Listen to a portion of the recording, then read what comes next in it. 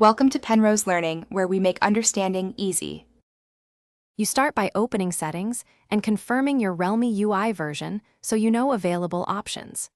Once done, return to the home screen and locate the Google page, the leftmost feed that appears when you swipe right. Press and hold an empty area on your home screen to reveal launcher controls, because you must access launcher settings to change feed behavior. Make sure to keep your device unlocked and active. This prevents the launcher from timing out while you make changes. You now tap Home Settings after the long press to open launcher options. From here, choose Home Screen or More Settings depending on your Realme UI.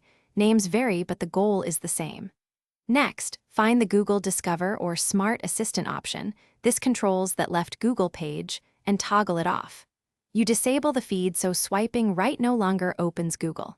If your phone shows a prompt, confirm the change. This ensures the system commits the new. You finish by returning to the home screen and swiping right to confirm the Google page is gone.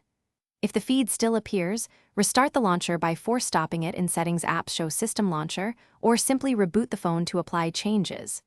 Make sure to clear the launcher cache if toggling failed. Go to Apps, Show System Apps, pick the launcher, then clear cache.